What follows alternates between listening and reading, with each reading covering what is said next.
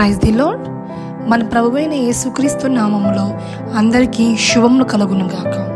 ఈ రోజంతటిలో దేవుని కృప, కనికరము, మహదైశ్వర్యములు మనకి మన కుటుంబానికి కలుగునుగాక.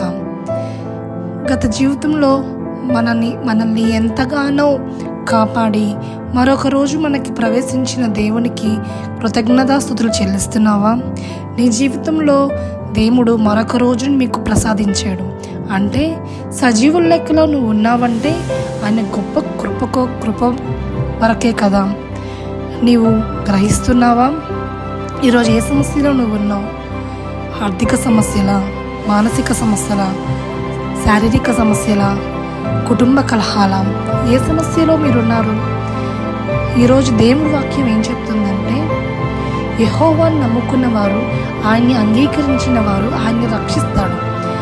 మనం నోటితో ఆయన్ని అంగీకరిస్తే ఆయన ఖచ్చితంగా మనం రక్షిస్తాడు. దేవుడు యెహోవా నా దేవుడు, నా ఆశ్రయము, నా కొండ, నా కోట అని దావీదు ఏ విధంగా అయితే తన శ్రమలలో దేవుని నమ్ముకున్నాడో దేవుడు దావీదుకి ఎప్పుడూ తోడై ఉన్నాడు.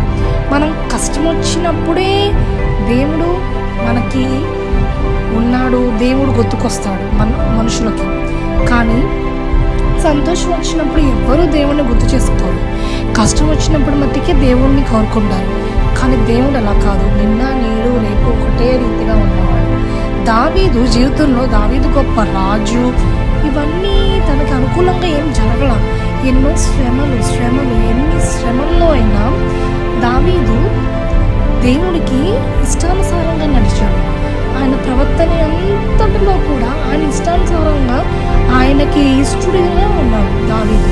సో అందుకే దేవుడు దావీదుని ఎన్నుకున్నాడు. దావీదు ఒక గొర్రెల కాపరిగా ఉండి ఒక కొండలలో, ఒక లోయలలో, ఒక ఒంటరితనంలో దేవుణ్ణి పాటలు పాడుతూ ఆరాధిస్తూ దేవుణ్ణి మహిమపరుస్తుంటే దేవుడు అక్కడ నుంచి చూశాడు. దేవుడు హృదయాలోచన ఎదిగినవాడు. మనుషులు అందరూ పైరూపాన్ని చూస్తాడు, కానీ దేవుడు హృదయాన్ని చూస్తాడు. ఈరోజు నీ హృదయం ఎలా ఉంది? కల్మషంతో ఉందా? ఈర్ష్యతో ఉందా? ద్వేషంతో ఉందా? అసూయతో ఉందా? మత్సరంతో ఉందా? ఏ హృదయంతో నువ్వు ఉన్నావు? ఒకవేళ నీ కుటుంబంలో కోర్టు సమస్యలు ఉన్నాయా? నిందలు, అవమానాలు, బాధలతో, వేదనలతో, నీ కృంగుదలతో ఉన్నావా? నా జీవితంలో నేను ఏమీ చేయలేని పరిస్థితిలో ఉన్నావా? రా బిడ్డ, దేవుని యొద్దకి రండి. మీరు దేవుని యొద్ద ఉండి మోకాళ్ళు వంచి దేవుణ్ణి మీరు అడిగితే ఆయన ఎవరిని త్రోసివేసేవాడు కాదు. ఆయన ప్రతి ఒక్కరికి తోడై ఉన్న దేవుడు. నీకు నాకు ప్రతి ఒక్కరికి తోడై ఉంటాడు. దావీదుకు తోడై ఉన్న దేవుడు, అబ్రహాముకు తోడై ఉన్న దేవుడు, యాకోబుకు తోడై ఉన్న దేవుడు నీకు నాకు తోడుగా ఉంటారు. వాళ్ళు ఏ పరిస్థితిలో అయినా వాళ్ళు దేవుడిని విశ్వసించారు, దేవుడిని నమ్మారు. మనకు వచ్చే ఈ శ్రమలు ఇవన్నీ కేవలం తాత్కాలికం మాత్రమే. కానీ మనం పొందే రక్షణ, ఆ రక్షణ ఒక్కటే శాశ్వతమైనది. నీవు పరలోక రాజ్యంలోకి వెళ్ళినప్పుడు నీవు పొందే రక్షణ ఉంటుంది కదా. ఈరోజు మనం రోడ్డు మీద నడుస్తుంటే ఈ రోడ్డు మీద నడిచి నడక అలా ఉన్నదండి. పరలోక రాజ్యంలో బంగారు రోడ్ల మీద నడుస్తాం. ఆ బంగారు రాజ్యంలోకి వెళ్ళాలనుకుంటున్నారా, లేదా అగ్నిగుండంలో కాలే నరకంలోకి వెళ్ళాలనుకుంటున్నారా? ఇది మనమే ఆలోచించుకోవాలి. మనం మన జీవితంలో చేసిన ప్రతి తప్పిదాన్ని దేవుడి దగ్గర అంగీకరించి ఆయన ఎదుట ప్రాధేయపడి దేవుడు ప్రసన్నతని మనం కోరుకోవాలి. ఆయన ముఖ దర్శనాన్ని మనం కోరుకోవాలి. ఎవరైతే దేవుని యందు భయభక్తులతో ఉంటారో ఆయన వాళ్ళని కరుణిస్తాడు, వాళ్ళని దీవిస్తాడు. దీవెన అంటే లోకానుసారమైనది కాదండి. ఆధ్యాత్మికంగా మీరు బలముగా ఉన్నారా? ఆధ్యాత్మికమైన పరిశుద్ధాత్మ వరం మీకుందా? ఆధ్యాత్మికంగా మీరు ఎలా ఉన్నారు? రోజుకి అసలు బైబిల్ చదువుతున్నారా? బైబిల్ అధ్యయనం అనేది ఉందా? లేదా లోక వార్తల్లో, సినిమాల గురించి, సోషల్ మీడియాలో జరుగుతున్న వాటి గురించి ఉన్నారా? లోకానుసారం జీవితం వెళ్ళిపోతుందా?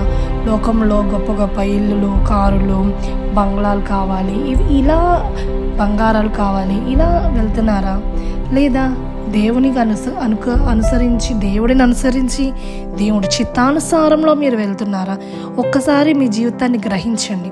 ఒక్కసారి అక్కడ మీరు ఎక్కడున్నారో ఆ క్షణం అక్కడ ఆగి నీ జీవితం గురించి ఆలోచించండి. నా జీవితం ఎలా ఉంది, నా హృదయం ఎలా ఉంది, నేను కల్మషంతో ఉన్నానా, నేను ఈర్ష్యతో ఉన్నానా, నేను ఎలా ఉన్నా, నేను ఎలా ఉండాలి, దేవుడు నన్ను ఎలా ఉండమన్నాడు. యేసుక్రీస్తు ఆయన అసలు ఒక్క పాపం అన్న చేశాడా? నీ కొరకు నా కొరకు మన పాపములన్నీ ఆయన మీద వేసుకొని ఆయన శిలువ భారం మోసాడే, ఆయన మేకులతో కొట్టారే, అవన్నీ మనకు తగలాల్సిన దెబ్బలు కదా. మనం ఎంతో బాధపడ్డామే, మన బాధపడిన బాధ అంతా ఆయన బాధపడ్డాడే.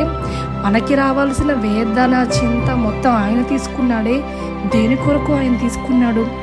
దేవుడైన యెహోవా ఆయన ప్రియకుమారుణ్ణి మన కోసం ఆయన రక్తాన్ని చిందించాడు. యేసుక్రీస్తు మన పాపాల కోసం ఆయన పాప పరిహార్థ బలి అర్పించాడు. ఆయన కేవలం మన కోసమే, నీ కోసం నా కోసం మనల్ని ఎంతగా ప్రేమిస్తున్న దేవుడు. ఆయన ఒక్కొక్క రక్తం మత్తయి సువార్తలో ఉంటుందండి. ఆయన కన్నీరు విడుస్తుంటే కంటిలో నుంచి రక్తం అలా బిందువులై వస్తుందంట. అంటే రక్తం కన్నీటి నుంచి వస్తుందంటే ఆయన ఎంత వేదన, ఎంత బాధ, ఎంతటిగా చెందుంటాడంటే ఒకసారి ఆలోచించండి, గ్రహించండి. మన దేవుడు మన కొరకు ఇంత బాధపడ్డాడే. ఏ దేవుడైనా వాళ్ళ ప్రజల కొరకు అంత బాధపడి ఉంటాడా? ఒక్కసారి గమనించండి. మన దేవుడు, మన ప్రభువైన యేసుక్రీస్తు మన కోసమే అంతా బాధపడి సిలువ యాగము చేసి ఆయన 3వ రోజు తిరిగి లేచి మన కొరకు ఇంత త్యాగం చేసిన దేవుడి కోసం నువ్వేం చేస్తున్నావు? నీ జీవితానికి ఆయనకి అంకితం చేస్తున్నావా? నీ జీవితం ఆయన నడిచినట్టు నడుస్తుందా? ఏ విధంగా నువ్వు తొట్టిపోతున్నావు? ఏ విధంగా నువ్వు దారి తప్పిపోతున్నావు? ఒక్కసారి వెనక్కి వచ్చి దేవుడిని అడుగు.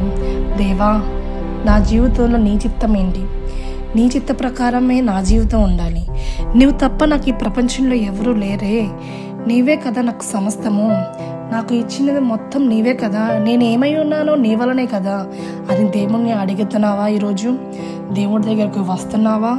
ప్రియ బిడ్డ, ప్రియ తల్లి, ప్రియ సహోదరి, ఎవరైతే ఈరోజు ఈ వాక్యం వింటున్నారో, మీరు మీ కుటుంబాల కొరకు ప్రార్థిస్తున్నారో, యథార్థమైన ప్రార్థన చేస్తున్నారా? బిడ్డల కోసం తల్లిదండ్రులు తెల్లవారుజామున లేచి ప్రార్థన చేస్తున్నారా? దేవుడు తెల్లవారుజామునే వేకువనే లేచి ప్రార్థిస్తున్నాడు కదా. మీరు మీ బిడ్డల కోసం ప్రార్థిస్తున్నారా? బిడ్డలు ఆధ్యాత్మికంగా ఉండాలని ప్రార్థిస్తున్నారా? చెడు మార్గాలు వెళ్ళకూడదని ప్రార్థిస్తున్నారా? గర్భ సమస్యలు ఉన్న వాళ్ళ గురించి ప్రార్థిస్తున్నారా? ఈరోజు నువ్వు దేనికోసం బాధపడుతున్నావు? గర్భం కోసం బాధపడుతున్నావా? అప్పులైపోయానని బాధపడుతున్నావా? ఇల్లు కట్టుకోలేకపోతున్నానని బాధపడుతున్నావా? ఆర్థిక సమస్యలు బాధపడుతున్నావా? ఒంటరితనంలో కోరుకుపోయాలని బాధపడుతున్నావా? కోర్టు సమస్యలు ఉన్నాయని బాధపడుతున్నావా? ఏ సమస్యలు నా జీవితం ఎవరు లేరే, నాకు ఎవరు లేరు, నేను ఒక్కదాన్ని, నేను ఒంటరిదాన్ని అని కృమిలిపోతున్నావా? నా బంధువులు, నా ఆప్తులు అందరూ నన్ను విడిచిపోయారే అని బాధపడుతున్నావా? రా, ఈరోజు దేవుడు నిన్ను పిలుస్తున్నాడు. దేవుని యొక్క మహాకృప, ఆయన కృప నీ పక్షాన ఉంది. ఖచ్చితంగా నీ దేవుడు నీ పట్ల గొప్ప కార్యాన్ని చేస్తాడు. నువ్వు ముఖాలు వేసి దేవుడి దగ్గర పరిశుద్ధాత్మ కుమ్మరించమని అడుగు. ప్రార్థన ఆకాశము వైపుకి వెళ్ళి ధూపము వలె ఆయన దగ్గరికి వెళితే ఆయన ఖచ్చితంగా మీ ప్రార్థనను ఆలకిస్తాడు. మీలో ఏ అవిధేయత ఉందో అవన్నీ తీసివేసి ప్రతి ఒక్కరు దేవుని కృప కొరకు వేడుకోండి. ఆయన కృపా కనికరమే మన సజీవుల లెక్కలో ఉంచుతుంది. ఆయన కోసం, ఆయన రాజ్యంలో మనం ఎత్తబడాలని ప్రార్థించండి. ఈ రోజంతటిలో ఆయన కృప, ఆయన కనికరం ప్రతి ఒక్కరి మీద ఉండునుగాక.